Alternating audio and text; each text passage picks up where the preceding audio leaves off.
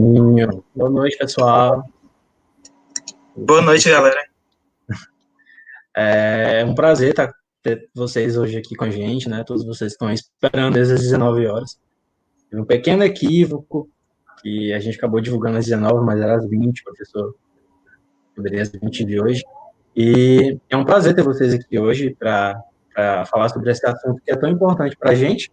Imagino que para vocês que estão aí do outro lado, que resolveram reservar esse tempinho da noite de hoje para falar pra escutar sobre esse assunto, né?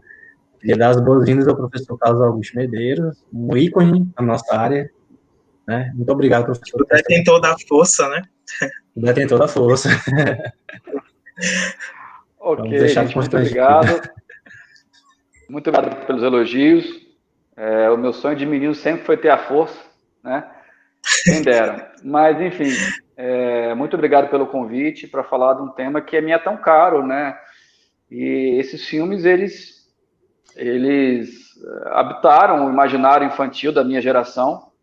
Eu assisti Império Contra-Ataca no cinema e o Retorno de Jedi no cinema mesmo. Assim. Então, é uma paixão que foi desenvolvida desde muito novo, né? Enfim. E quando eu me tornei analista do comportamento, terminei lá meu doutorado e tal, já dava aula, surgiu a oportunidade, teve esse livro da Ana Karina, uma excelente iniciativa, né?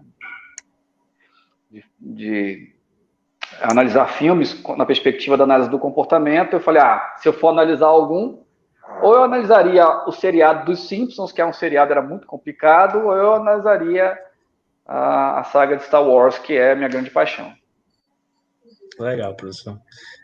Para a gente é um grande prazer ter isso. Como a gente estava conversando antes aqui de iniciar a live, pessoal, comentei com o professor que pelo menos para mim, não sei o Caio, mas para mim, que sou um grande fã da saga, foi apresentado a ela quando criança, não entendi bulhufas do que se tratava, gostava dos efeitos especiais, mas aí depois, quando eu maiorzinho, eu comecei a entender, e aí foi a união de duas paixões, né, análise de comportamento e Star Wars. Quando me deparei com esse livro da Ana Karina, aí fez tudo, mas fez, a análise de comportamento se tornou mais ainda reforçadora, né? E ler sobre isso, e deu para entender mais sobre os conceitos básicos, enfim, sobre a clínica até, no capítulo que ele fala sobre o Jedi como psicoterapeuta, eu para entender um pouquinho mais. É curto, sabe? Não é uma coisa gigantesca que o professor vai fazendo, nossa, não, ele fala rapidamente, brevemente, a gente consegue já absorver muita coisa. Então a gente queria até tocar nesse assunto durante a live sobre a eficácia dos filmes, né? Foi até um post anterior que a gente fez, que é a eficácia dos filmes durante a psicoterapia. Então, no desenrolar da live, a gente pode falar sobre isso, tocar nesse assunto, mas, enfim, no mais, para mim é um prazer gigantesco tê-lo aqui, falar sobre esse assunto, vocês também aqui nessa noite. Então, muito obrigado. Para mim também, professor, fica registrado que é um prazer enorme receber o senhor aqui. Nós já tivemos um primeiro contato na BPMC, quando o senhor apresentou a proposta da PCP. Foi uma abertura, assim, um olhar horizontal mesmo, assim, amplo, em todos os sentidos. Escutar a sua fala foi realmente um privilégio. E é um privilégio ainda maior poder lhe receber aqui. A nossa página que a gente faz com tanto carinho, com tanto cuidado, com tanta dedicação e responsabilidade pela análise de comportamento, tornando a análise de comportamento mais palatável, digamos assim, e não menos científica. Esse é o nosso lema, né? Tornar a análise de comportamento divertida e não menos científica por isso. Então, ficam nossos agradecimentos, um prazer enorme, e estamos aqui para lhe ouvir, né? Ok, queria agradecer o convite, queria parabenizar vocês pela iniciativa. Hoje em dia tem surgido várias iniciativas no país de divulgação da análise do comportamento, e você tocou num ponto importante, Caio, porque a proposta da escrita do livro, Os Princípios Básicos da Análise do Comportamento, meu e do Márcio, ela justamente tinha essa ideia, né, de que a gente pudesse aprender a análise do comportamento com rigor conceitual, mas sem perder a ternura jamais, né, ou seja, se divertindo, tendo exemplos cotidianos, exemplos das coisas que a gente via no dia a dia, e eu sempre achei uma maneira muito, muito profícua de você falar de análise do comportamento. Porque nós, analistas do comportamento, nós ensinamos mal a análise do comportamento. Acho que a gente fracassa nisso, né? É muito comum alunos, quando chegam em disciplinas de clínica, falam, nossa, é isso análise do comportamento? Caraca, eu achei que era outra coisa, eu achava que eu tinha ojeriza, eu achava que era insuportável.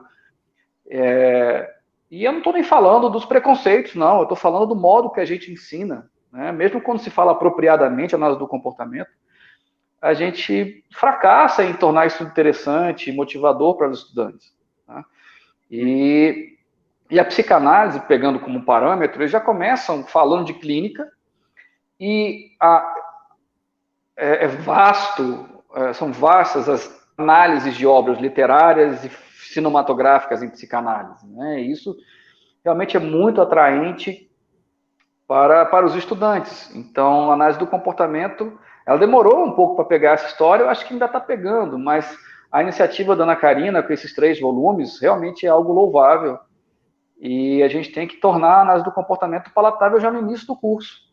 Né? Não é para deixar o pessoal ver graça mais lá para o final, ela tem muita coisa para contribuir e muita coisa para falar do comportamento humano fora do contexto do laboratório. Então, eu acho a iniciativa muito, muito pertinente, sem dúvida. Realmente, professor, isso que você falou faz muito sentido. Para nós que somos estudantes, né, estamos, né, em formação, isso faz muito sentido. O Freud se utilizou muito de metáforas, de mitos, né, para explicar princípios básicos da sua teoria. Né? O de Édipo está aí para provar isso, é o mais conhecido dentro. Né? E o pessoal se apega realmente muito a isso. É muito simples, muito mais fácil de entender a teoria freudiana a partir desses mitos e tudo mais. E eu percebo, pelo menos no nosso contexto de formação, aqui no Piauí, aqui em Teresina, na UESP, quando nós temos jornadas de análise do comportamento, com profissionais que vêm, trazem esses temas um pouco mais palatáveis, né, contextualizando de uma forma mais próxima do público, como a análise do comportamento se transforma.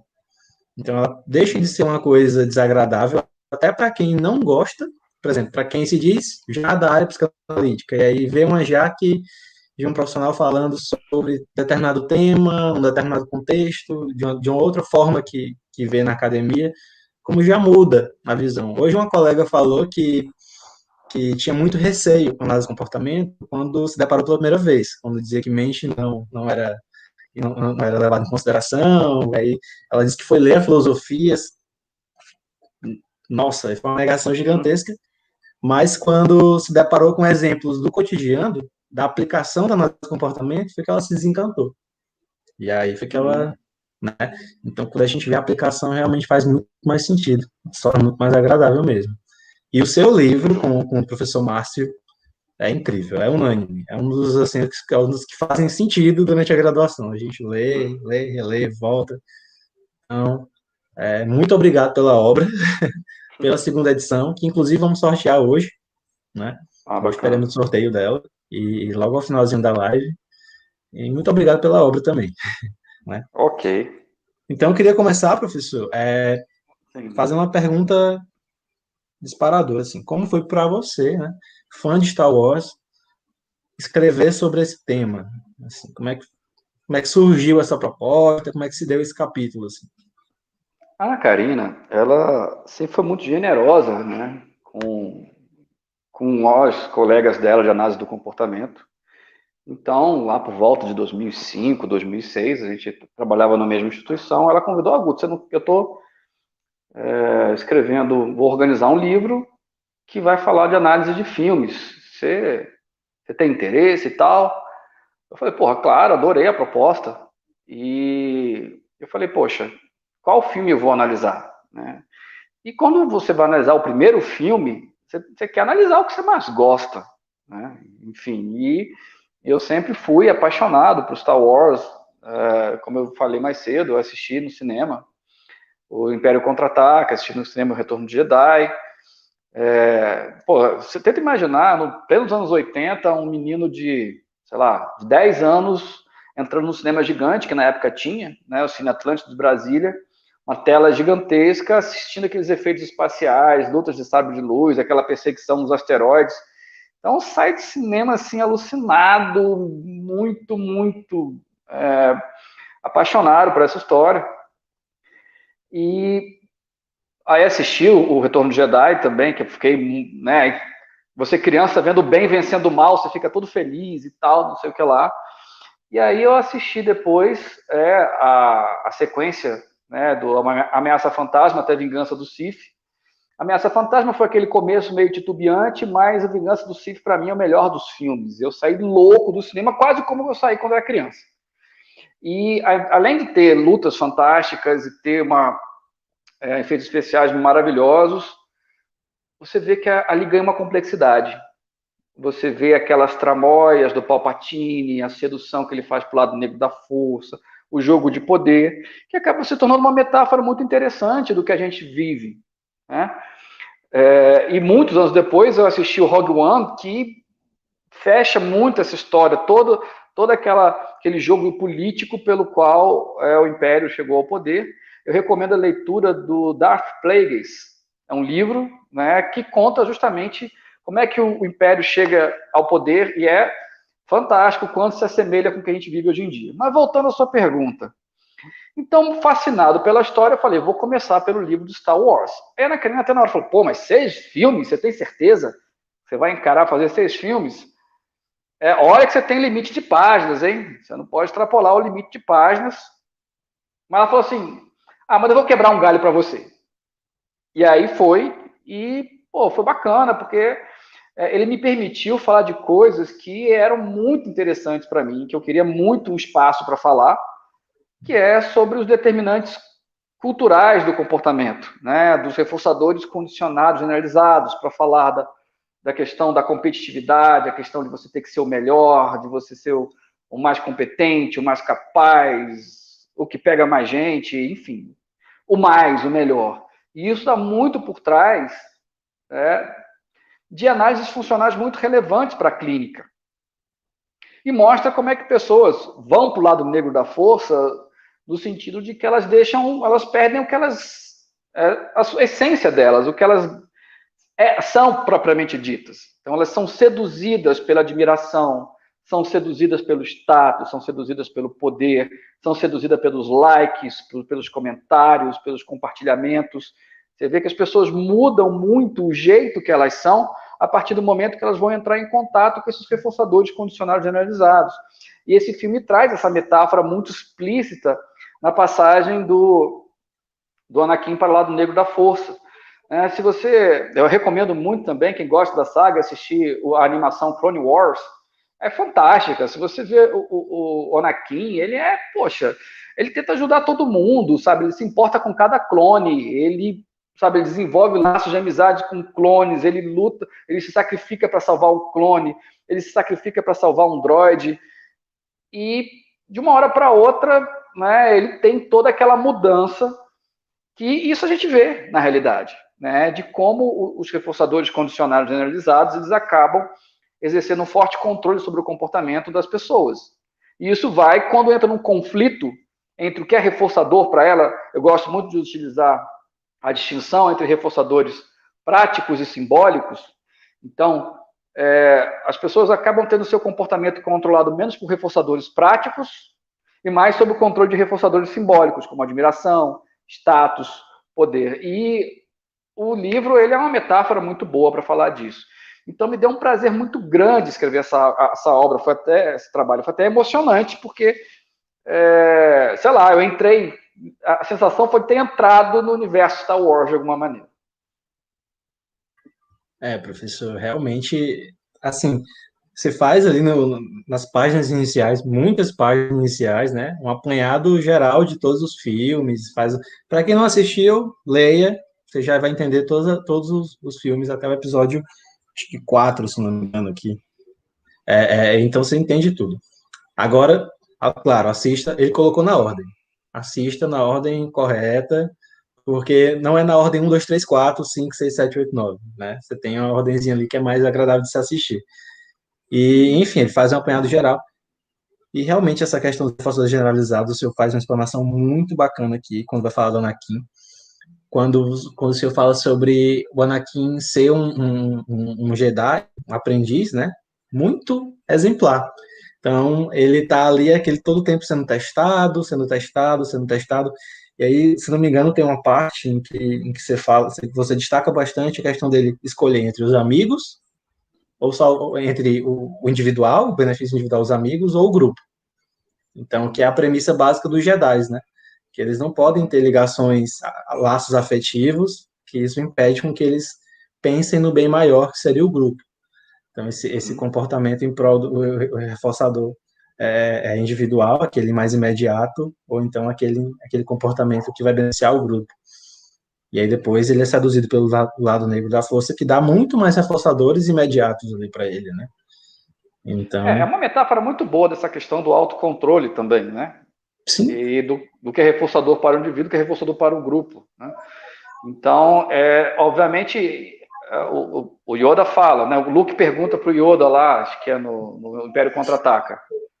O lado negro, ele é mais poderoso? Ele fala, olha, ele não é o mais poderoso, mas ele é o mais fácil. O que ele quer dizer com isso? Que os reforçadores vão vir mais rápido, com menos custo da resposta. Ao passo que você ter os reforçadores de maior magnitude vão demorar mais, que é do lado da luz da força. Depois ganhou esse rótulo lado da luz da força. E aí quando a gente vê tanto isso acontece bastante no Clone Wars, mas também tem uma palhinha disso na Vingança do Sith, que é a imortalidade. Né? Na realidade, esse poder maior do lado da luz da força é a imortalidade, é o fato do Yoda continuar vivo naquela... Ele não vai se integrar à força e perder a sua unidade, né, a sua subjetividade, e quem consegue isso é o Obi-Wan, o Qui-Gon e o Yoda, e no fim, redimido, né, pelo Luke, o próprio Anakin, quando ele desvolta do lado negro da força. Bacana, professor. Realmente essa parte do autocontrole é muito interessante quando a gente vai levar para a clínica, né? Como que o senhor enxergava isso lá naquela época e hoje, assim? Se eu tenho uma visão diferente dessa questão do autocontrole, já que o senhor desenvolveu a PCP, né? Não sei se mudou, se não. Na realidade, esse foi um aspecto que não mudou. Daqui a pouco eu vou te falar o que mudou, certo? Ah, beleza. Mas essa parte, para mim, continua muito importante. Eu vejo muitos meus terapeutizandos sofrendo pelo conflito entre as consequências simbólicas e as consequências práticas. Para citar o exemplo, certamente quem já teve experiência clínica já atendeu pessoas que cuidam de todo mundo, que ajudam todo mundo, que dão conta de tudo, que são pau para toda a obra, estão sempre prestes a ajudar, e quando fazem isso, elas entram em contato com alguns reforçadores simbólicos, como ser considerado um bom filho, uma boa filha, uma boa mãe, uma boa amiga, uma boa irmã. Só que uma pessoa que, quando ela entra em contato com esses reforçadores, ela paga um preço muito caro em termos de reforçadores práticos. Uma pessoa que não consegue assistir uma novela, uma pessoa que não consegue fazer a unha no salão, é a pessoa que não consegue... dorme 5 horas por noite, uma pessoa que não tem lazer. Então, nós vamos, esse conflito, ele acaba gerando muito sofrimento, esse conflito entre as contingências práticas e as contingências simbólicas. E o que acontece? Qual que é a forma? A gente tem que pensar muito na noção de seleção por consequências. Qual que é a maneira que a pessoa desenvolve para conseguir manter as duas coisas? Ela adoece. Ela desenvolve uma depressão. Porque aí ela vai retirar a autocobrança. Olha, eu não estou te ajudando, não é mais porque eu não quero, ou porque eu vou olhar para mim, é porque eu vou fazer uma coisa que eu gosto. Eu não estou te ajudando porque eu estou doente. Eu não vou trabalhar tantas horas, não é porque eu estou com preguiça, é porque eu estou doente. Certo? Isso pode ser com depressão, pode ser com transtorno do pânico, enfim. Tanto faz. Então, nós vamos observar isso na etiologia de vários comportamentos que terão que ser modificados na psicoterapia, que é justamente esse conflito entre reforçadores simbólicos e reforçadores práticos, certo? Mas teve uma coisa que mudou do meu livro para cá. Na época eu tinha uma concepção equivocada de como era a psicoterapia comportamental. Eu achava que a psicoterapia comportamental ela era muito menos ostensiva do que ela é. Então, quando eu falo assim, será um Jedi um psicoterapeuta? E eu falo nessa parte, eu falo assim, não, os terapeutas de orientação comportamental não emitem regras. Eu estava equivocado, emitem sim, emitem muitas regras. Certo? E, de fato, a PCP ela é um modelo de psicoterapia em que a ideia é não emitir regras. Né? É você criar condições para que o terapeutizando ele conclua as suas análises funcionais, o que ele tem que fazer, ou decida por si só, sem o terapeuta emitir regras para ele, sem devolver análise, sem devolver interpretações. E, de fato, a PCP, nesse momento, ela se distancia dos outros modelos de orientação analítica comportamentais. Então, naquela época, eu acho que eu tinha uma visão um pouquinho mais otimista da terapia de orientação comportamental. E depois, quanto mais contato eu fui tendo, eu fui vendo, opa, não. Quando a gente vê a prática clínica, a gente vê, não, nós somos muito extensivos. Nós usamos reforçamento arbitrário, nós utilizamos controle aversivo, nós emitimos regras. Enfim, é óbvio que essa é uma questão bem polêmica, tenho certeza que muitos colegas meus que inspiram vocês vão discordar de mim plenamente e vão falar que isso deve ser feito sim, e eu que estou viajando, mas na minha concepção, eu vejo uma psicoterapia como uma forma muito menos ostensiva de controle, em que a gente tenha mais possibilidade de ter um terapeutizando mais livre, mais autônomo, mais independente do terapeuta. Então, professor, o senhor considera que pode existir uma psicoterapia sem emissão de regras, no caso, né? Não é que é sem emissão de regras. É óbvio que em alguns contextos, em alguns momentos, regras serão emitidas, certo? O que eu estou dizendo é que a gente pode minimizar esse tipo de controle. Porque Skinner deixa isso muito claro quando ele fala que a psicoterapia é uma agência de controle, a religião é uma agência de controle, pais são uma agência de controle, a família é uma agência de controle, o governo, e o terapeuta também é uma agência de controle. Só que a gente não precisa usar os mesmos mecanismos de controle desses outros agentes controladores. Senão a gente vai entrar na... Principalmente coerção, que a gente vai entrar na mesma classe que eles.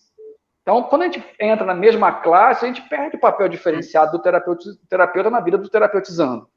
Então, o que eu estou propondo é uma terapia que tente usar o mínimo possível a emissão de regras. O mínimo possível a apresentação de reforçadores arbitrários e controle aversivo, então, nem se fala. Com certeza. Realmente acho contra-terapêutico. Você vai para uma terapia. Professor, pode falar.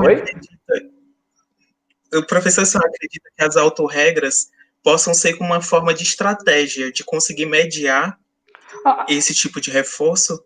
Tipo, prático, na realidade, aí são dois simbólico. caminhos diferentes. Tá? Primeiro, as autorregras são fundamentais na PCP.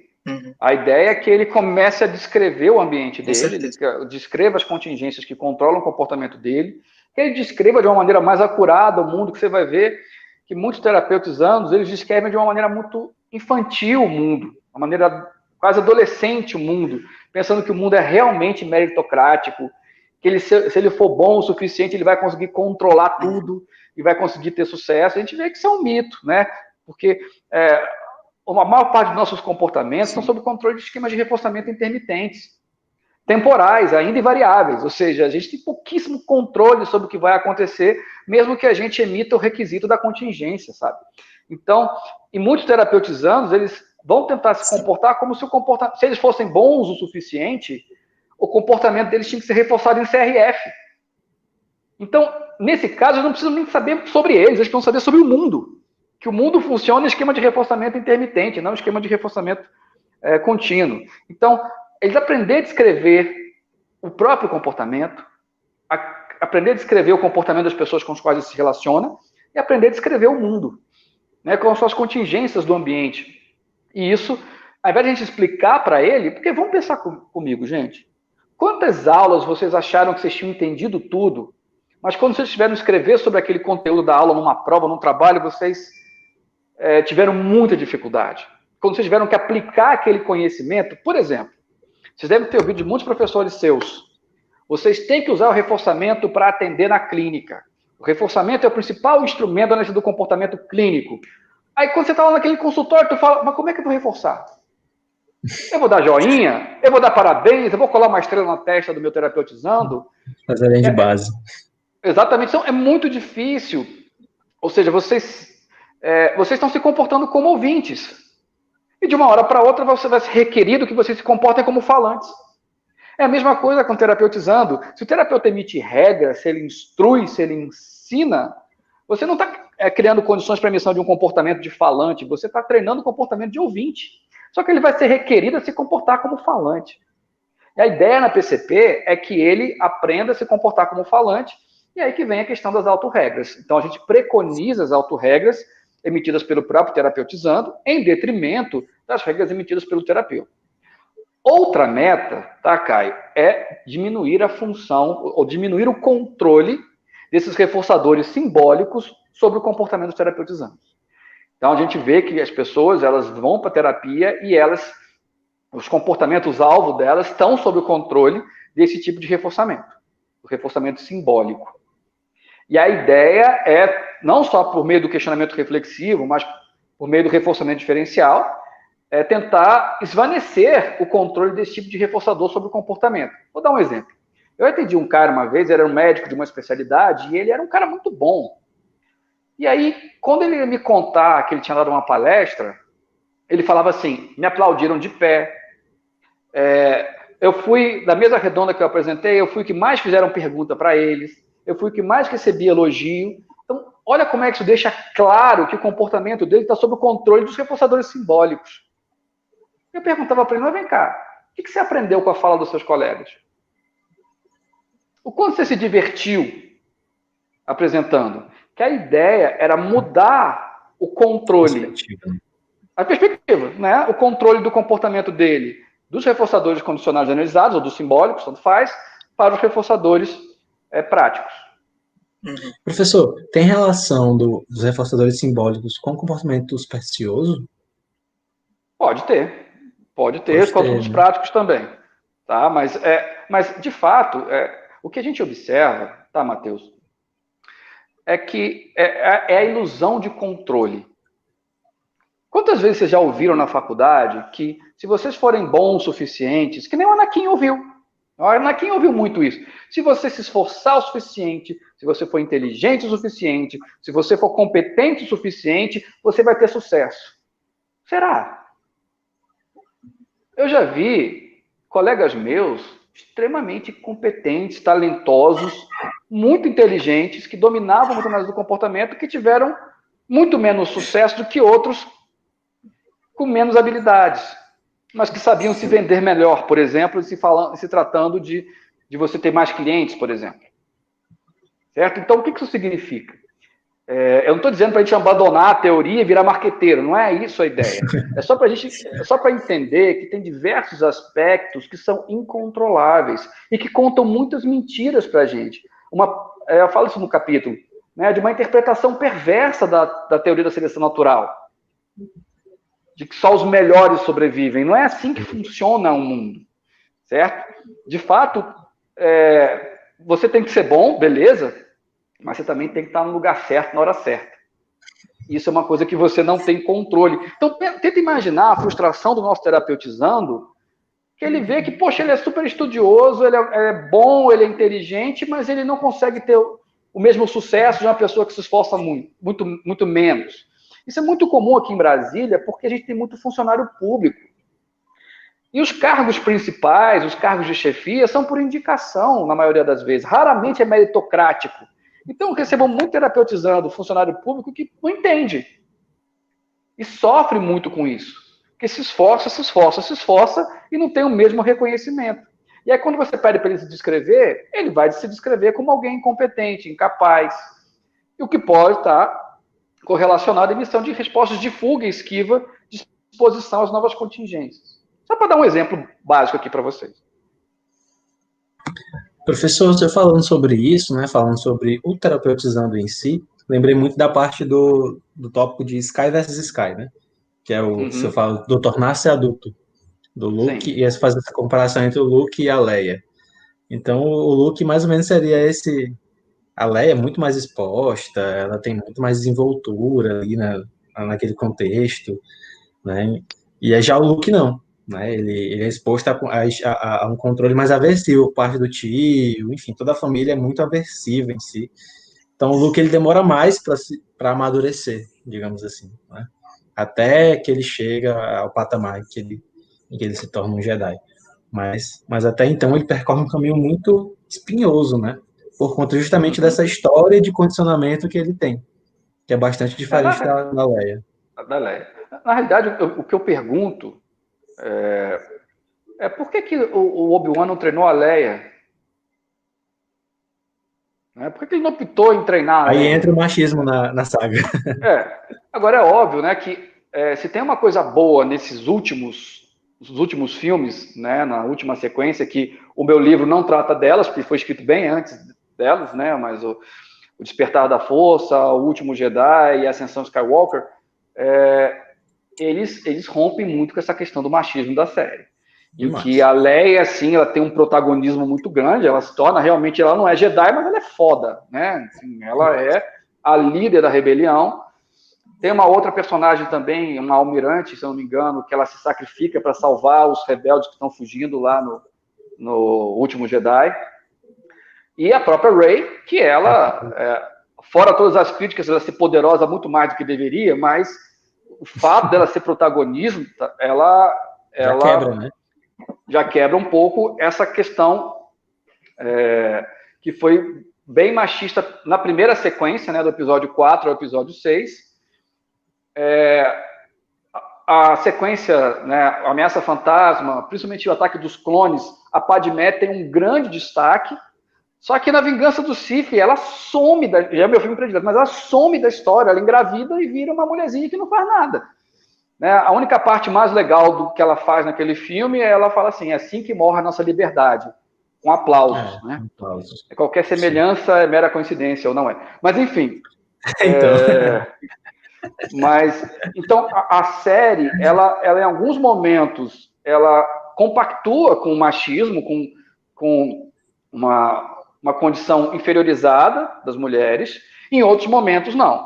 E se você pensar, talvez, para a época, eu tivesse até sendo um pouco injusto com a série, né? Porque realmente a Leia era uma personagem muito forte. Mas eu fico me indagando, por que ela não foi treinada? Ela tinha muito mais condições de se tornar um Jedi muito mais rápido do que o próprio Luke, por questão de repertório comportamental. Assertividade, né? Isso fica muito óbvio, né? A Leia era muito mais assertiva, o Luke bem submisso, mimado, assim, no treinamento dele com Yoda, baixa resistência à frustração, não conseguia desistir, sentava, fazia cara, lembra, parecia o Kiko, né, o Chaves, né, fazia né, quando ele não conseguia lá fazer as coisas, levantar. É muito semelhante aos filmes da época, os heróis eles nasciam assim, né, primeiro eles começavam um moleque mimado, lembrei agora do Karate Kid, por exemplo, começava um moleque mimado, que com baixa resistência à frustração, e sempre, aí no final se tornava o grande herói, se redimia, tinha a grande luta, o grande momento dele. Enquanto sempre tinha um personagem que já estava ali pronto, praticamente, para se tornar o grande protagonista. Acho que era mais um conceito da época, né? Porque isso dá um protagonismo ao mestre, né? Então, faz sentido o que você está falando. Então, se você pega alguém que começa com baixíssimo repertório, e ao final do filme, com seu treinamento com o mestre, ele muda radicalmente. Na verdade, quem é o mestre, né? O foco é o mestre. O foco é o mestre. E que realmente ficou mesmo. O Yoda é o mestre de Yoda todos. é o cara, né? Exatamente. Ele tá ali atrás, né? Tô vendo ali. Sem dúvida. Sem dúvida. O cenário tá montado aí. Tem alguma consideração a fazer? Alguma pergunta? O pessoal também no chat, se quiser fazer alguma pergunta, pode fazer. Eu sou uma pessoa que gosto muito de filmes e sempre esbarro no que o senhor conseguiu suprir com muita elegância e de forma perfeita, que é a utilização, né, a relevância social do estudo de filmes para a nossa aplicação em psicologia e análise de comportamento. Porque eu sempre esbarro nessa questão de que vai parecer muito mais uma coisa de cultura pop, sem uma relevância social. Os métodos para análise fílmica, para mim, são um pouco complicados. Aí eu queria saber de você, assim, quais são os métodos que você indica para quem quer fazer uma análise fílmica de muita excelência e de relevância social? Caio, que pergunta difícil, cara. Por favor, professor. Eu orientei já algumas monografias sobre isso, que inclusive viraram outros capítulos da coleção Skinner vai ao cinema. Sim. Eu recomendo a leitura, é uma das poucas referências de análise do comportamento aplicadas às relações amorosas.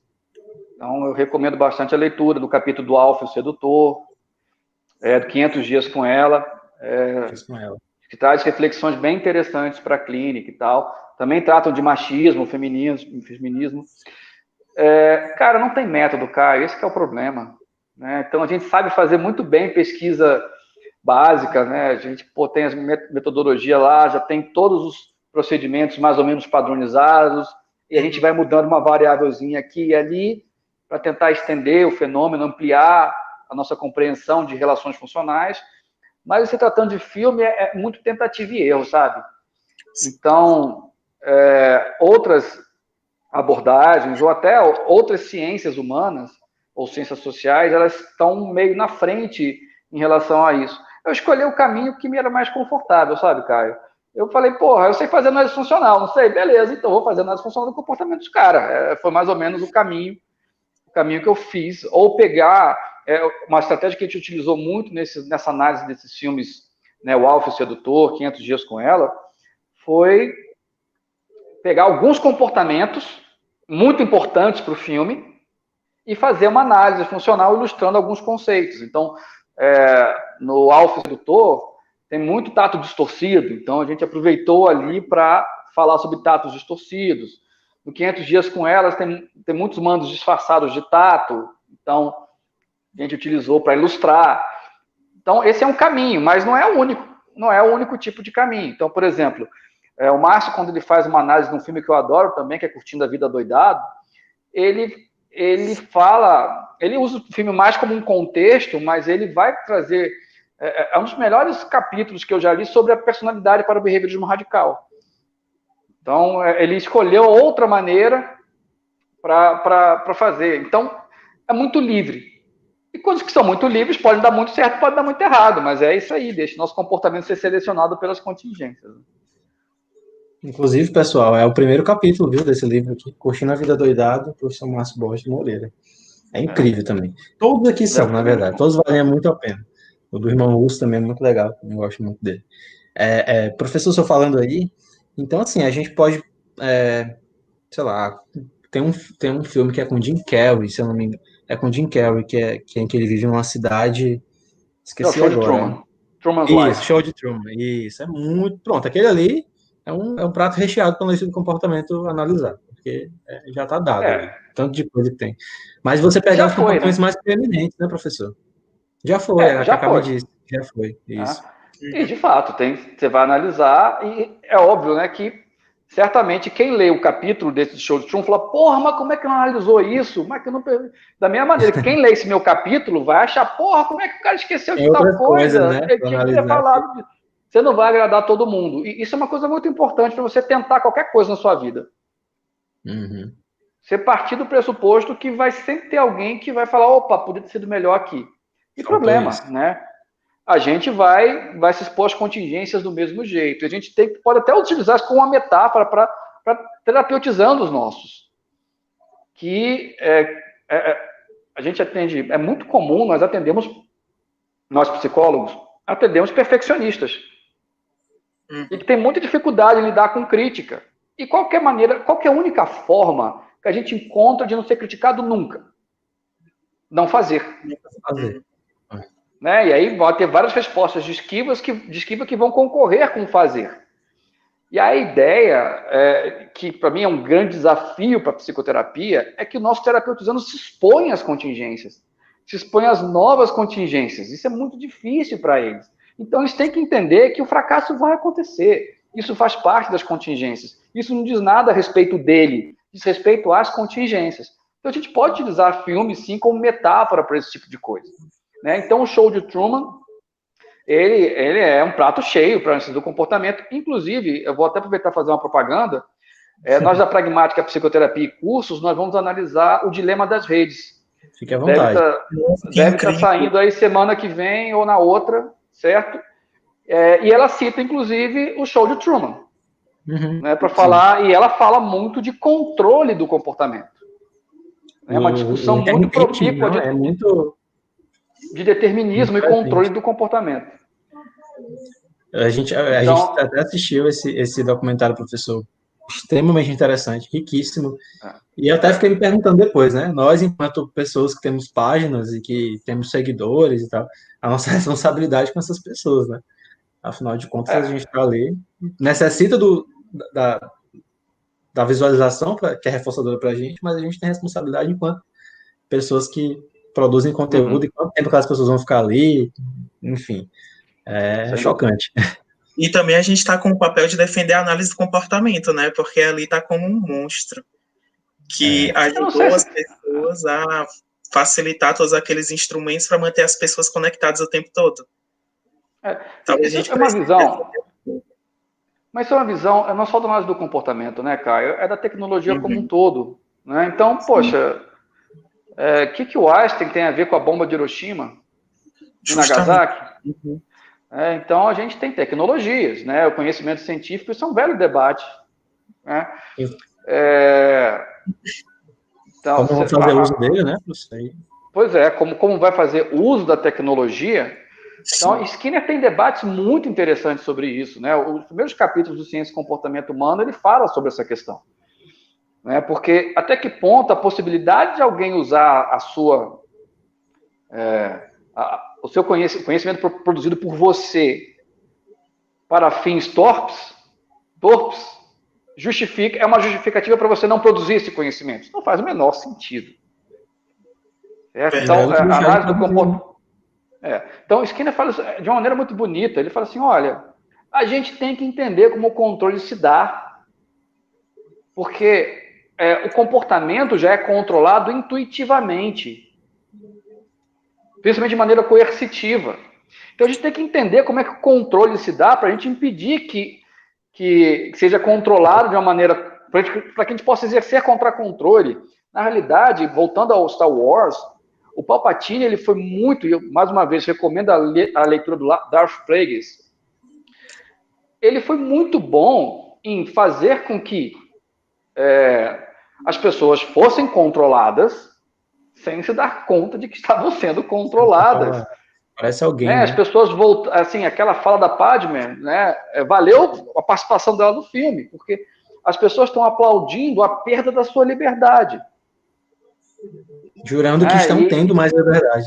Exatamente. Então, e a gente tem que entender como é que esse processo funciona. Você fala, não vou pesquisar porque as pessoas vão usar para o mal. Na realidade, e o argumento do Skinner para mim faz muito sentido, nós só estamos abrindo a possibilidade de sermos controlados aversivamente. Então, o controle existe, o controle coercitivo existe, nós temos que investigá-lo para evitar que as pessoas utilizem o controle aversivo para controlar umas às outras. E aí, o dilema das vezes, vou falar muito mais sobre isso, mas só deixa claro, muito claro, como os reforçadores simbólicos são poderosos. Sim. Então, a PCP, ela vem muito para lutar contra esse tipo de controle sobre o comportamento. E, assim, inclusive, até queria que, ao finalzinho da live, se eu falasse mais um pouquinho sobre a PCP, já que você vai fazer até um curso agora, né? Vai ter... a gente vai ter um curso agora, dia 23, né, de outubro, sobre treino de habilidades sociais sistemático, que é um modo como a PCP tenta trabalhar as habilidades sociais, que é uma das queixas mais comuns em terapia, umas demandas mais comuns em terapia. E por que a gente criou um método diferente? Porque o treino de habilidades sociais ele é muito ostensivo. Né? Então, é dado feedback, é dado modelo, é regra o tempo inteiro, e a pessoa ela não tem a oportunidade de tentar como fazer, como aprender, desenvolver a própria estratégia de lidar com as demandas sociais. E o treino de habilidades sociais ele tem essa função. Então, esse curso é mais sobre essa técnica do que necessariamente sobre a PCP, ainda que a gente vai falar dos princípios da PCP como um todo. Mas eu recomendo que vocês sigam as redes sociais. Sigam o nosso Instagram, que novos cursos virão com mais novidades. Com certeza. Achei super interessante esse tema pertinente, né? Habilidades sociais a gente vê o tempo todo aí, cursos, mais esse método achei bastante interessante. No filme, inclusive, quando eu falo do Sky versus Skies, não sei se vocês se tocaram da referência à revista Mad, que era Spy versus Spy, não sei se... Não me uma toquei, multicontrolada bem sutil. Fala muito disso, né? Que essa luta com o pai era uma forma do Luke virar adulto. Dele começar a defender suas próprias ideias. Né?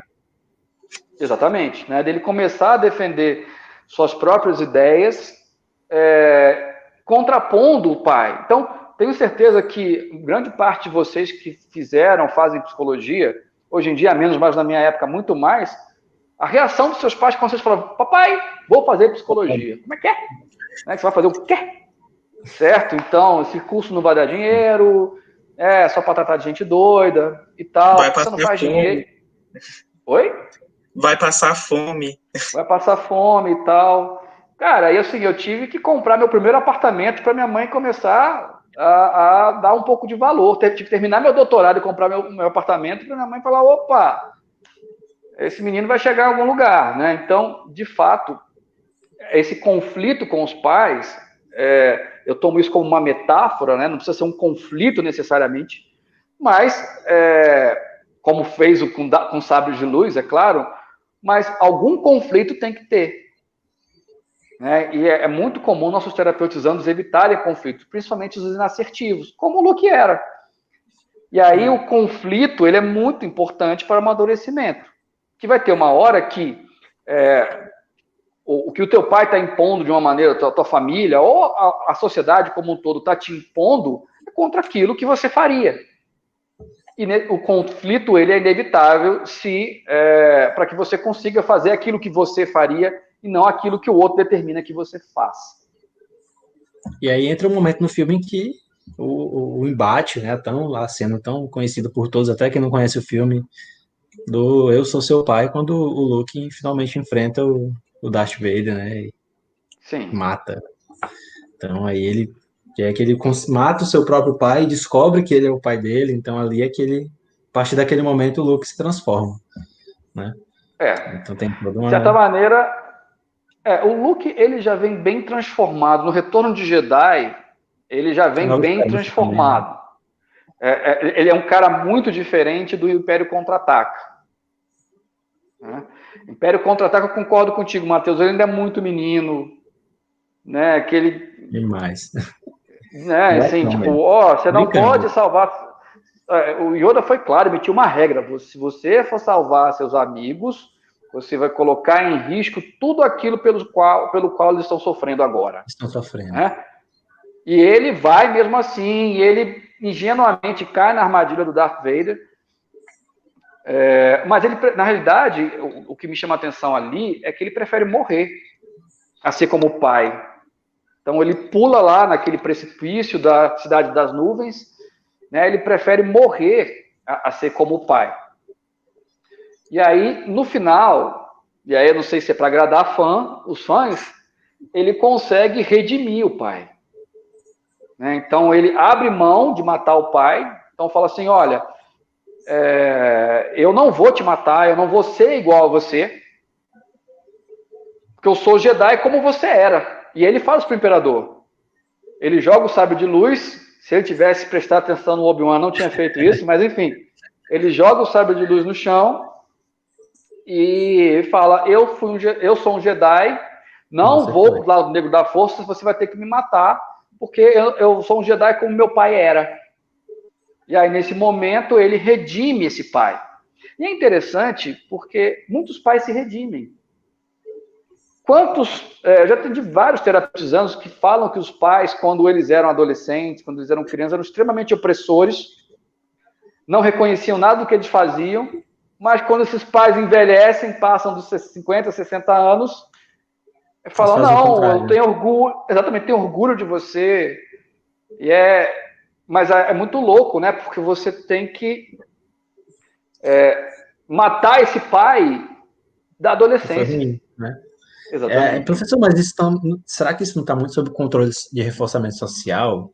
De como que as pessoas vão ver aquela pessoa que não gosta do pai, o pai que ele teve, que ele criou, e você o trata dessa forma? Né? Deve estar muito sob o controle disso também, eu acho. Mas o Luke, ele ele, como é que eu posso dizer? É muito simbólico mesmo esse momento dele do embate com Darth Vader, né? Sem dúvida. É uma mudança assim gigantesca. Assim, como agora, você falou, já vinha, né? Mas depois é gigantesco. Agora, pode ser uma coisa que um tchan que eu vejo no filme que talvez quem escreveu o roteiro nem tenha pensado nisso. Talvez uma crítica que a saga recebe, somente quem gosta de filme europeu, que gosta de filme cult, vai falar que ela é simplória, né? Que ela não tem profundidade nenhuma.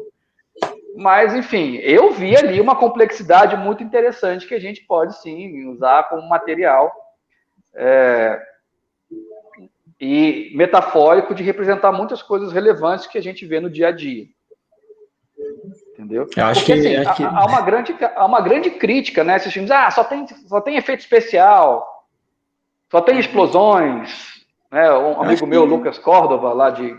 Vocês devem conhecer, né? Da UFMS, ele fala, Guto, tu só gosta de filme que tem explosão, tu só gosta de filme que tem metralhadora. Né? Pode ser, mas o Star Wars, ele tem... se a gente fizer uma forcinha, a gente acha muita coisa interessante ali. Professor, acho que, por exemplo, a gente aqui estava... Aqui a gente tem como um orientador, né? O professor Diego Costa, né? Que ele também fez o doutorado dele na UNB. E ele também é fãzaço de Star Wars e tal. E aí a gente estava com a proposta, um tempo desses, tá até meio parado por agora, de analisar a agência de o comportamento religioso em si, não só a agência de controle, mas o comportamento religioso sob a ótica do Deus Americanos, do Neil Gaiman, né? E aí, para quem assiste, para quem lê e tal, fica... é deuses, é fantasia, é magia. Aí quando a gente para olhar, a gente vê tanta coisa assim. Então, assim, como os filmes são fodas nesse sentido, né? Quando a gente olha com um olhar mais rápido, eles parecem tão rasos, né? Mas quando a gente para analisar aspectos dele mais isolados, a gente consegue enxergar fenômenos sociais que estão acontecendo o tempo todo ao nosso redor e que são tão complexos. E que se tornam mais fáceis de analisar, né? Quando a gente olha pela lógica de um filme. Um outro ponto, professor, que eu queria que o senhor falasse, na verdade, sobre. A gente já falou um pouco sobre o Jedi como um psicoterapeuta, né? Sobre o machismo, sobre o tornar-se adulto, mas para os nossos amados C3P0 e R2D2, a tal da antropomorfização cibernética. Como é que é isso? Como é que foi para o senhor fazer esse tópico? Eu achei isso muito interessante, né? Porque a gente descreve, a gente começa a atribuir características humanas a aqueles robôs, né? Então o C3PO é pessimista, é medroso, né? Ele é até inassertivo, né? Passivo, enquanto que o R2D2 ele é corajoso, ele é intrépido, ele é rabugento. Então, agora é óbvio que eu acho interessante dessa história, porque a gente não tem acesso aos eventos privados deles. A gente não aplicou nenhum teste psicométrico neles. Professor, uma coisa que eu achei interessante é que o George Lucas diz que o C3PO ele foi criado daquela forma para não expressar para a gente não saber, ele é tão curioso porque ele não expressa nenhuma emoção através das feições, né? Pois e aí a gente não sabe o que ele está sentindo, né? Como o senhor está falando aí. A gente não tem acesso. Mas eu acho que o George Lucas fracassou, né? Porque ele teve uma visão reducionista da expressão emocional advir da expressão facial. Só que ela não vem só da expressão facial, e ela não vem só de comportamentos respondentes, ela vem de comportamentos operantes. Né? Então, quando ele fala assim, nossa, a rendição, uma situação como essa, é uma alternativa totalmente viável. Então, ele fala que nós isso é um comportamento operante. Então, eu vou sofrer, I'm doomed. Aí, claramente são comportamentos operantes e são ocasião para nós dizermos ele está com medo ou ele é medroso. Ora, o que isso significa? Significa que a nossa classificação das emoções se dá com base em eventos públicos. Né? E no fim das contas, essa parte desse texto é uma crítica ao mentalismo. Que você não vai dizer que ele faz isso, que não faz nenhum sentido você falar que o C3PO fala que é para eles se renderem porque ele está com medo. Ninguém diria isso, não faz sentido. Ele é um robô. O robô não sente. Só que a gente está usando comportamentos públicos, em sua maioria operantes, para fazer uma classificação da emoção ou da personalidade daquele robô. Então, essa parte da minha análise, né, do capítulo, ela teve justamente essa meta, de mostrar o quão é falha a atribuição de causa do comportamento a traços de personalidade ou às emoções. Se nós somos capazes de dizer que um robô tem características de traços de personalidade ou se emociona de tais e tais maneiras. Da hora, professor. Acho que agora o senhor falando ficou muito mais claro agora. Qual foi o seu objetivo com isso? E realmente faz muito sentido, porque a gente não tem acesso direto, né? E essa questão do reducionismo por parte do George Lucas realmente... Agora sim, entra no outro ponto que o senhor bate bastante, comportamento verbal, né? O senhor fala bastante disso e olhando para os dois, para R2D2 e para o C3PO, é o que a gente tem de evidência empírica para analisar, basicamente. Sim. Tanto que aqueles dois eles não falam. E eles não falam, estou com medo, ou estou irritado. Descrevem, né? Estou puto, eles não falam isso, eles simplesmente se comportam. Eu não estou querendo reduzir a emoção ao comportamento público. É claro que tem alterações comportamentais que são privadas. Mas o problema é você identificar as emoções exclusivamente às alterações comportamentais privadas. E principalmente atribuir um status causal a elas. Então, em se tratando de comportamento verbal, Matheus, os termos emocionais eles foram criados pelas comunidades verbais. A comunidade verbal, quando desenvolveu as palavras para descrever emoções, ela não estava se referindo apenas aos eventos privados. Ela estava se referindo aos eventos públicos. Daí vem toda uma discussão que fala da impossibilidade de uma linguagem totalmente privada. Porque, de fato, a linguagem é uma forma de descrever eventos públicos. Os eventos públicos vão assumir controle sobre o comportamento verbal, predominantemente. Ainda que eventos privados também possam exercer. Aí, quando Skinner fala daquelas 4 formas pelas quais nós aprendemos a descrever eventos privados, que é acompanhamento público, resposta colateral, metáforas e redução da resposta, ele está falando de comportamentos públicos. Então, nós utilizamos comportamentos públicos para ensinar as pessoas a tatear eventos privados. Nossa. Até saiu recentemente agora, hoje, na verdade, o Instituto Skinner lançou a versão estendida do comportamento verbal. Ele faz mais uma extensão da crítica do Skinner ao Chomsky. Então, quem tiver a oportunidade de ler... Beleza, vou dar uma olhada depois. Saiu aí agora. Caio, alguma pergunta aí no chat, alguma consideração tem a fazer? Sim, temos algumas, professor. A primeira delas é da Amélia Muniz. Ela pergunta se tem algum filme de baixa, média complexidade para as pessoas que estão iniciando na análise de comportamento para identificar os primeiros processos de aprendizagem e que se interessam também em iniciar uma análise funcional de um filme. Isso eu recomendaria algum específico? Nossa... de cabeça, assim, a gente teria que pensar. Acho que tem alguma animação. Frozen, eu acho muito subestimado. Megamente, nem pensar. Eu acho que eu sou o único do planeta que não gosta de Megamente. Também não. Para mim, aqueles homúnculozinhos lá me irritam profundamente. Mas deixa eu pensar. A gente teria que pegar algum exemplo, não está vindo na minha cabeça agora, mas de que o comportamento é alterado pelas suas consequências. E a gente vai ter vários... Assim, tem um episódio... Os Simpsons é muito legal.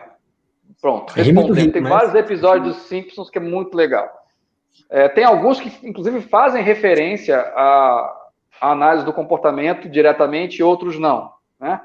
Mas tem um episódio que a Bart ela eletrifica um bolinho E aí o Bart tenta pegar o bolinho, aí tem uma série de respostas emocionais muito parecidas com a do rato, quando ele pressiona a barra e toma choque.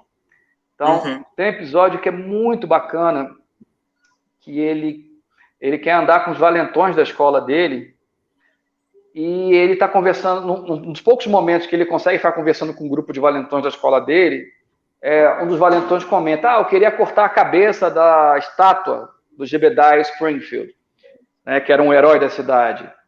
Aí o Bart vai lá e corta a cabeça, e a ideia dele é ser aceito por esse grupo, cortando a cabeça. E aí acontece totalmente o contrário do que ele pensava. O episódio chama-se Conversa Fiada, bem uma conversa fiada no episódio. É muito interessante para você começar a ver os princípios básicos ali.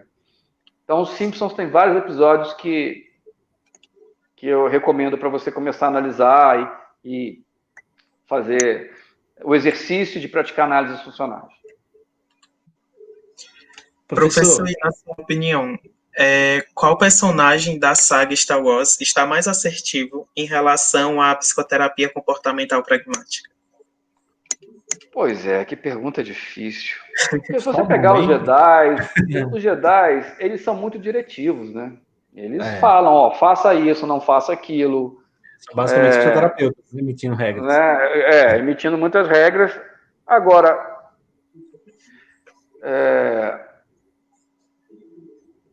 E é engraçado, porque tipo, eles lembram muito os mestres dos magos, assim, porque tipo assim, eles emitem uma regra, mas eles não emitem uma regra direta, assim. Claro, parece falam, a Constituição brasileira. Então fica, tipo assim, tentar não, fazer ou não fazer, né? Aquela regra clássica do Yoda, né? Então, sim. Eu não acho que nenhum Jedi se aproxime muito de um psicoterapeuta pragmático, não. Eu gosto muito do Obi-Wan, porque para mim ele é o Jedi na sua essência, né? Então tem um episódio que é muito interessante do Clone Wars, que o Darth Maul, vai rolar um spoiler, tá, gente?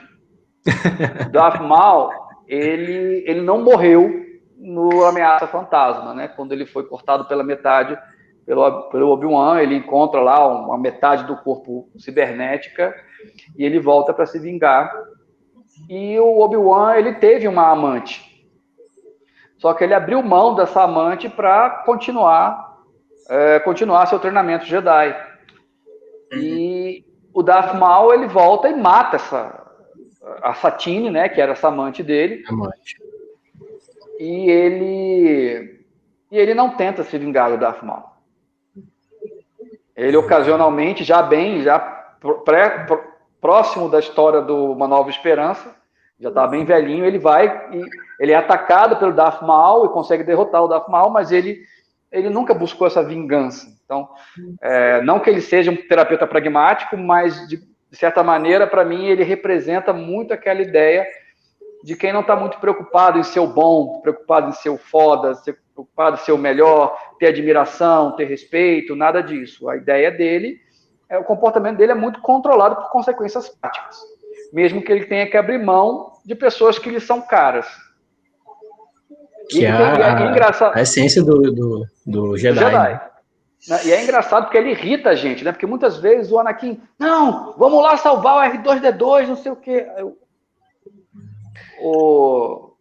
Obi-Wan, mas você vai colocar em risco toda a frota para salvar um droide?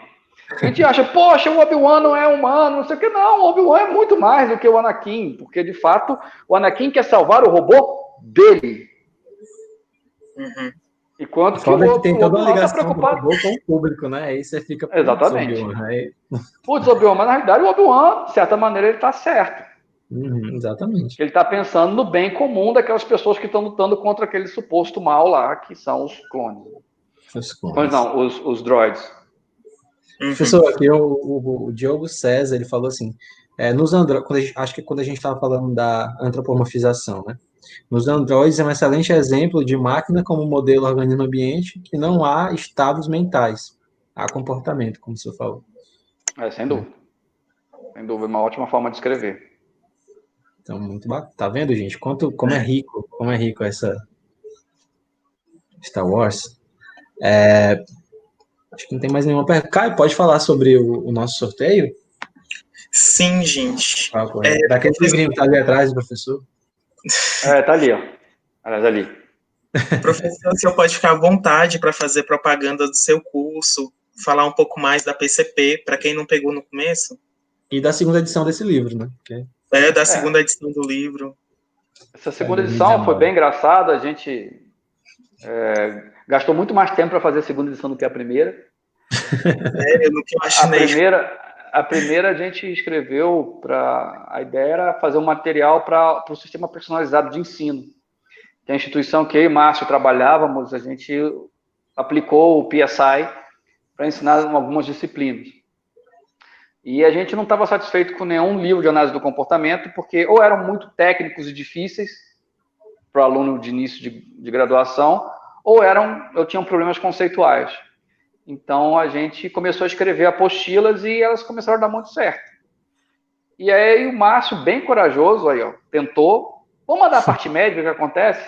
E aí, mandamos e aceitaram e deu tudo certo. Mas passou um monte de erro, né, gente?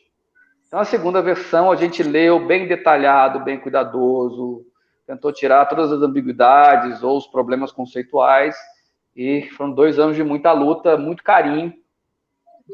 E, enfim, mas parece que está tendo uma aceitação boa também, que nem o primeiro. Sim, excelente.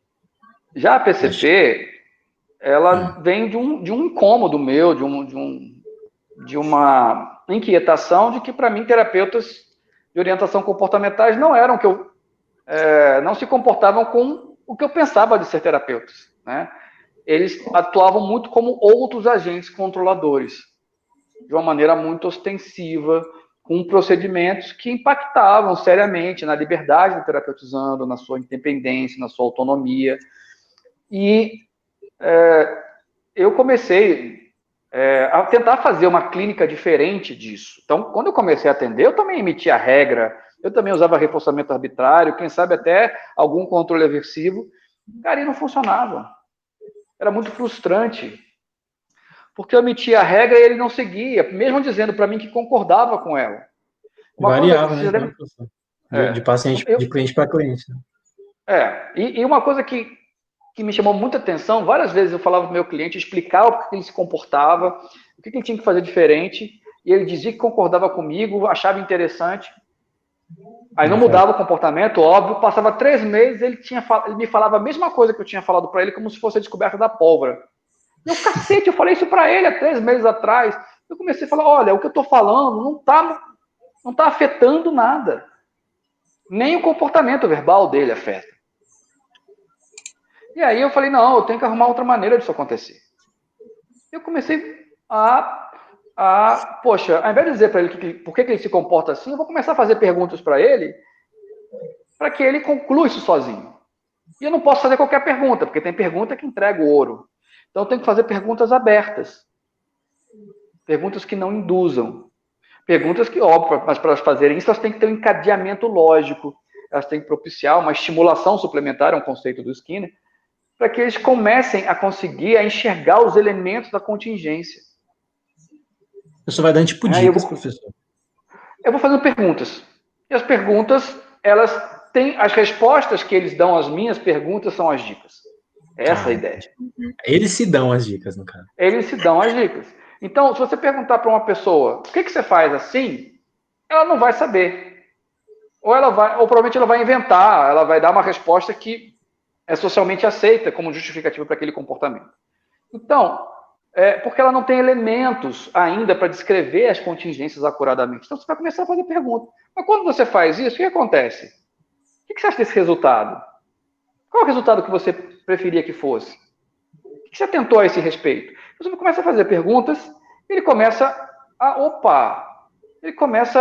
a juntar o Lé com o CRE. E é quando no final do questionamento reflexivo, que é o procedimento que eu estou ilustrando, você pergunta, então, que conclusão que nós chegamos? Ele, eu cheguei à conclusão que eu estou viciado no reconhecimento dos outros, eu estou viciado na admiração dos outros, isso faz com que eu cometa sacrifícios, que eu sacrifique minha saúde, meu lazer, meu bem-estar, e, no fim das contas, esse reconhecimento não tem nenhuma utilidade prática e ele não vem na medida que eu me esforço. Porra! E aí ele conclui isso sozinho. E eu percebi que isso tem um potencial muito maior de exercer controle sobre o comportamento dele fora da terapia. E, ao mesmo tempo, ele se sente responsável pela análise. Ele se sente um agente. Ele que fez, ele é o autor daquilo ali, não sou eu. E isso é muito importante para a mudança do comportamento, porque ele está se comportando como falante e ouvinte ao mesmo tempo. E aí a gente reforça isso. Pois é, e aí que tem que tomar cuidado, porque a gente não pode reforçar com parabéns. A gente não pode falar, que conclusão brilhante. Né? A gente tem que reforçar de um jeito que não seja um reforçamento arbitrário. Porque se a gente reforça arbitrariamente as conclusões que ele chega, Matheus, lá fora não vai ter. É provável que ele comece... Lá fora não vai ter, e é provável que ele comece a chegar às conclusões que ele acha que a gente quer ouvir. E aí é controle ostensivo do mesmo jeito. Né? A gente vai estar mudando, a gente vai estar exercendo um papel de professor e não um papel de terapeuta. Então, a ideia é que ele conclua... e aí, com base nessa sua conclusão, quais são as implicações práticas dela? O que você vai fazer com essa conclusão que você chegou? Como é que você se sente concluindo isso? Professor, então, aí, pode falar. Quando ele chega a uma conclusão que seja, no caso, sei lá, inadequada, né? Assim, uma conclusão... Sabe o que significa, Deixa Matheus? ele seguir? Que controle você tem? Uma Entendi. coisa que o terapeuta tem que entender é que ele também não tem controle sobre um monte de coisa.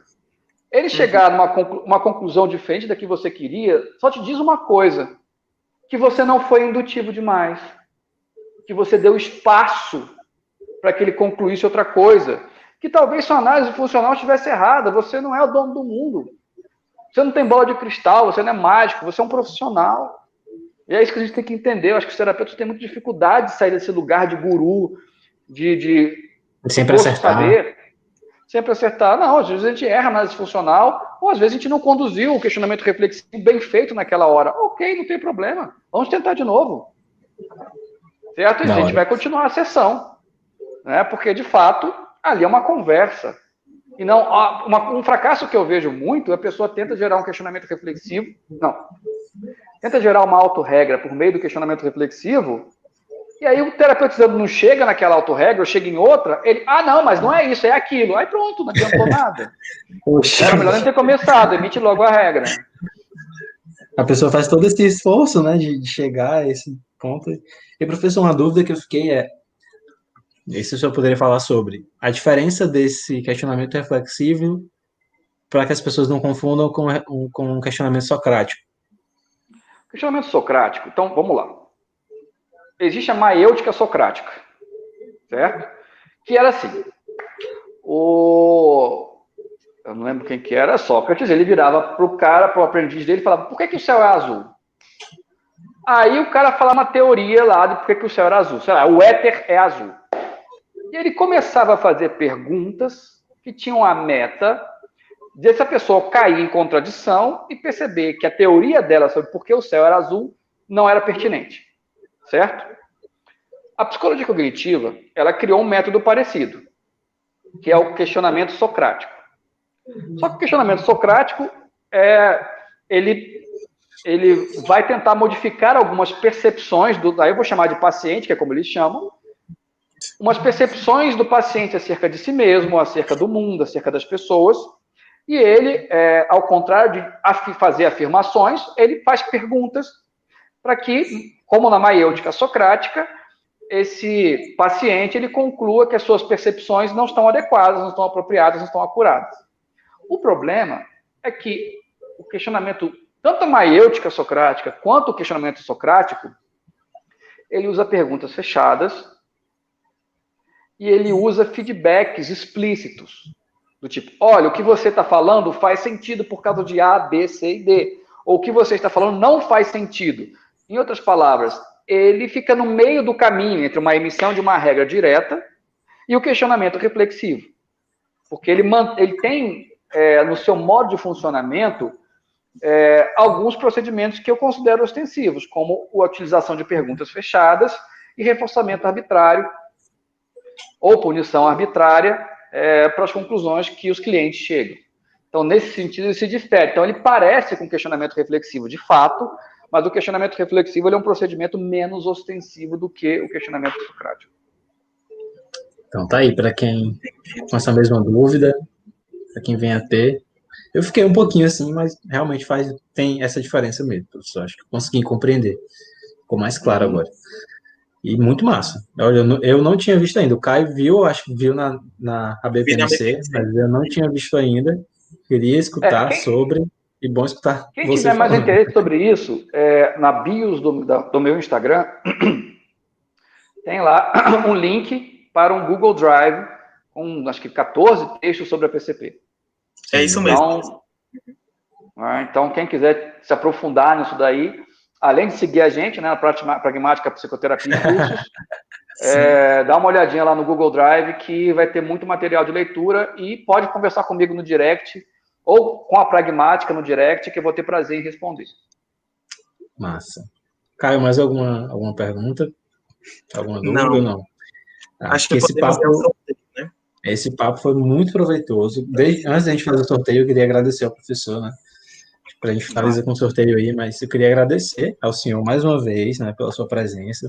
Acho que foi mais do que eu esperava, do que a gente esperava, porque a gente começou com Star Wars, mas a gente entrou em outros assuntos que era realmente o objetivo, né, que a gente, né, extrapolasse esse universo tão distante.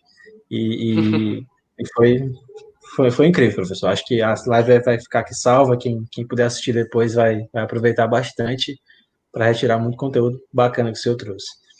E, mais uma vez, foi um prazer ouvi-lo. Outras oportunidades surgirão e lhe convidarmos, com certeza, porque tem muita coisa para abordar, muita coisa que o senhor fala que é muito interessante de ouvi-lo falar, mais do que ler sobre. É massa ouvir a pessoa falar. Né? PCP, se eu lesse sobre, escutasse falar agora, é diferente. Então, foi massa ouvir pela primeira vez o senhor falando. Então, já foi reforçador. Ok. Obrigado. E agradecer mais uma vez ao público, né, que está aqui presente até agora, interagindo aí no chat. Então, muito obrigado a todos vocês. E espero que o mais sortudo aí, não sejam supersticiosos, mas ganhe o livro. E aí, agora cara, pode é sorte mesmo. Sim, então, eu queria... Oi? Sim, professor. Pode falar. Eu queria me despedir, então. Você finaliza. Muito obrigado pela sua presença. Eu já estava muito ansioso pelo nosso encontro. O senhor, para mim, enfim, lhe acompanho desde o início da graduação, né, lendo o seu livro. É realmente fantástico. Essa edição eu já tive o prazer de conhecer. Mais fantástico ainda. O senhor conseguiu deixar tudo redondinho. Essa edição está muito melhor, apesar da antiga também ser muito boa, contundente, efetiva. É bom aprender mais sobre PCP. Já andei pesquisando faz um tempo, desde o nosso encontro na BPMC.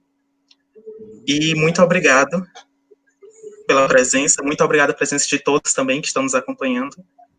E espero que nós nos vejamos mais vezes, professor, porque realmente é fantástico ele escutar. Ok, gente, muito obrigado. Pode falar, professor, pode me pedir. Você disse que queria ser já me despedir. Então, queria agradecer o convite, queria agradecer os elogios. É bom saber que a gente pode participar da formação de vocês. Né? É muita alegria fazer parte da formação de vocês. Eu fico muito feliz de estar na jornada de tanta gente. E, enfim, queria agradecer o convite e a oportunidade de falar de temas que me são tão caros. E podem continuar pesquisando. Eu tenho um canal no YouTube também com vídeos sobre análise sobre comportamento verbal. Algumas das minhas lives estão lá sobre PCP, que eu já fiz. Se vocês me permitirem, eu posso até colocar isso aqui no canal. Pode ficar à vontade. À vontade. Então, muito obrigado. E é isso, gente. Tamo junto. A gente se encontra nos congressos, nas lives. Na BPMC, terei um prazer imenso tomar um café com cada um de vocês que quiserem conversar comigo. Opa! Beleza? E boa sorte para vocês no sorteio, moçada. E que a força esteja com vocês. Um grande abraço. Que a força esteja com o senhor também. Obrigado, professor. Boa noite. Obrigado. Então eu vou sair, gente. Falou? Um grande abraço. Até mais. Falou, professor. Obrigado. Boa noite. Nada. Tchau. Boa noite. Então, pessoal, vamos lá. Vamos lá. Então, as regras, como nós mencionamos, foi seguir, né, a nossa página do Instagram, Momentum Behaviorista, a nossa página no YouTube também, nosso canal, no caso, e digitar a hashtag momento no chat do YouTube para que o nosso bot consiga rastrear vocês, certo? Então, vou transmitir a tela do sorteio nesse momento. Eita, Diogo, o pessoal te confundindo aí. O bot identificou ele como spam. Eu até desativei rapidinho. Não, rapaz, o Diogo é nosso colega. Bom, nós temos 15 viewers elegíveis para o sorteio, certo? Eita, pessoal, olha aí, comentem, momento, hashtag, vamos lá. Traça virtual não está elegível. Momento, só momento, viu? Não é momento behaviorista. Hashtag momento. Quem quiser ganhar o livro, agora é a hora. Isso. Hashtag momento. Esteja curtindo, seguindo a página no Instagram e inscrito no canal. Pessoal, olha, enquanto a gente vai fazer um sorteio, eu queria agradecer muito a vocês que estão aqui agora, porque para a gente ter 5, 10, 15, uma pessoa assistindo já é bastante reforçador, né? Para a gente, essa quantidade de view, quantidade de seguidores, isso não é uma exigência, né? Esse não é nosso objetivo, né? Enquanto produtores de conteúdo. Nós, assim como vocês, somos estudantes, estamos aqui todos os dias, né? Com as concorrências da vida, que é estudo, trabalho, enfim. Mas esse não é o nosso objetivo. Nosso objetivo realmente é transmitir a análise do comportamento de um jeito mais palatável. E trazer pessoas como o professor Guto, íntimo já, o professor Carlos Augusto Medeiros, para falar sobre assuntos que eles dominam para nós, né, que estamos aprendendo, para nós que já somos formados, enfim. Mas sempre com essa ideia de tornar a análise do comportamento mais acessível, né, tornar a análise do comportamento mais palatável. Então, acho que, como o professor falou no início da live, enquanto nós formos, assim, nos distanciarmos da comunidade em si, né, e nos isolarmos em uma comunidade verbal mais que parece ser mais elitista, que as pessoas dizem que é mais do comportamento elitista, quando a gente se isolar, a gente não vai conseguir atingir os nossos objetivos, que é de modificar a cultura, né, que é de propiciar comportamentos mais adequados, enfim, de ajudar as outras pessoas de modo geral. Então, acho que quando nós que estamos em formação, estamos com esse objetivo, e vocês também que estão aqui junto com a gente estão com esse mesmo objetivo, isso é muito incrível. Então, não importa se são 5, se são 20, se são 15. Mas quanto mais, melhor. Quem está aqui, perfeito. Então, muito obrigado mesmo, tá? E vamos agora para o reforcinho tão esperado para o livro. Já somos 17. 17. Esse número, não gosto desse número 17. Não sinaliza coisa boa. Nossa. Somos 20 assistindo, não é possível. Tem que ter pelo menos 20 para ganhar esse livro. Quero que todo mundo esteja assistindo e tenha a chance de ganhar o livro. Acho que eu sou um dos que está assistindo. Foi mal.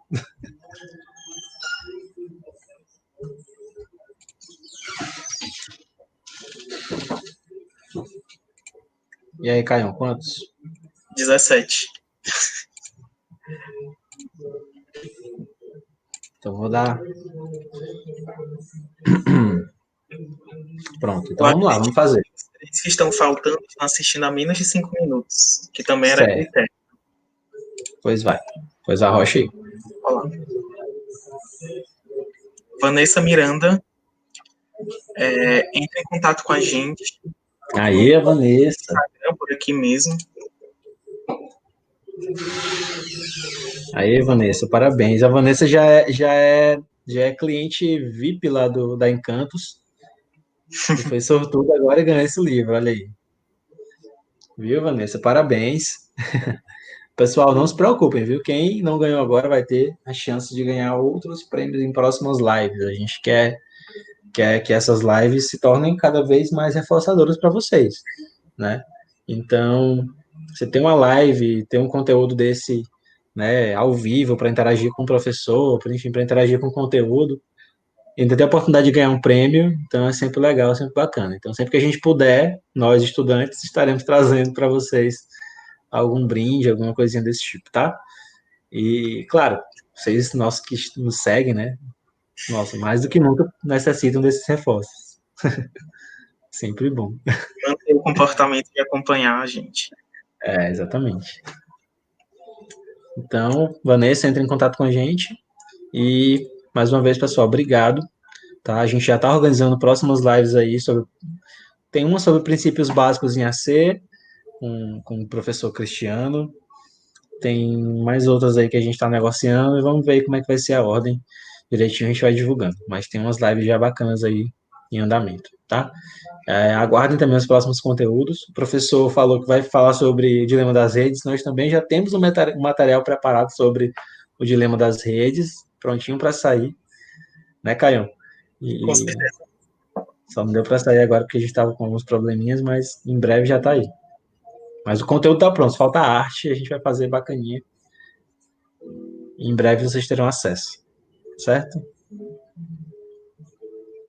E aí, Caião, mais alguma coisa? Não, é isso. Só agradecer mesmo, gente, para todo mundo que acompanhou. Um prazer ter a presença de vocês. Vamos lá divulgar a análise de comportamento, né? Cuidar da nossa queridíssima ciência. E muito obrigado mesmo. Nos encontramos mais vezes, com certeza. Isso, Vanessa. Pode entrar em contato pelo Insta, tá? Pode ser pelo Instagram. Pois tchau, gente. Boa noite. Até a próxima. Tchau, Muito obrigado, tá? Um abraço para todos.